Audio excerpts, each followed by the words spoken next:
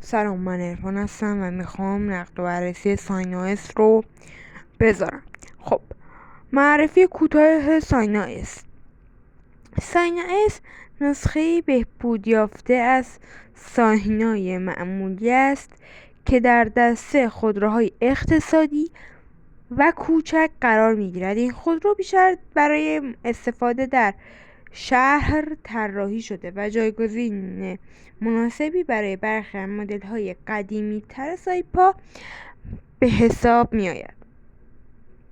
نقاط قوت ساینائس: قیمت مناسب. ساینائس یکی از خودروهای اقتصادی بازار ایران است که با قیمت مناسب ارائه می شود و برای خانواده هایی که دنبال خودروی ارزان، قابل اطمینان که فکر نکنم قابل اطمینان باشه و جادار هستن گزینه مناسبی به حساب میاد.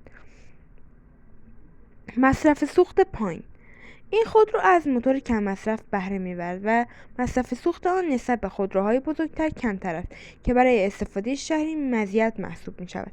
ابعاد جمع و جور: ابعاد کوچکتر و وزن کمتر ساینائس باعث می شود که رانندگی و پارک کردن در شهرهای شلوغ‌تر راحت تر باشه.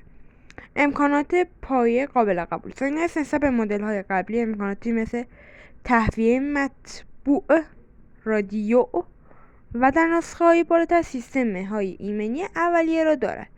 قطعات یدکی در دسترس: قطعات یدکی این خودرو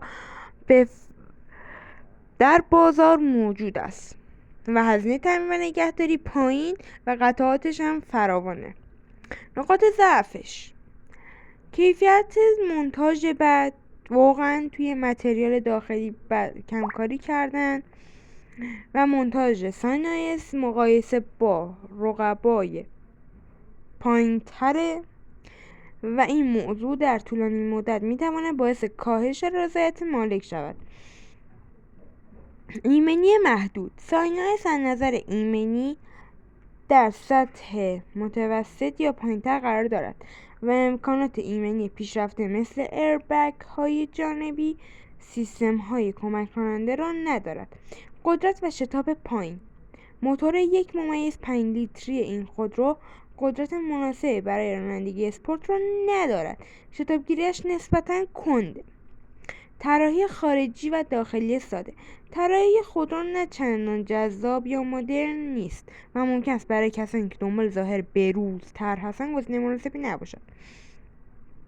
کیفیت و سواری و آرامش کابین: به دلیل سیستم تعلیق ساده و عایق‌بندی محدود، صدای موتور در جاده و در کابین بیشتر شنیده می شود و کیفیت سواری نرم و آرامی را ارائه نمی دهد. جمع‌بندی: اگه دنبال خودرویی هستی که اقتصادی باشه و ساده باشه برای رفتن و آمدن روزمره توی شهر و قیمت و هزینه نگهداریش واسهتون اولویته، مثلا مثل خانم دکترها که میرن در مطب میان خونشون، ساینائس گزینه مناسبی به حساب میاد. اما اگه کیفیت و ایمنی بالا برات خیلی مهمه، گزینه دیگه ای هم هست، بهتره به اونا نگاه بکنی. من عرفانم و از اینجور اطلاعات توی پیجم معمولا میذارم. من اگه دنبال کنی ممنون میشم.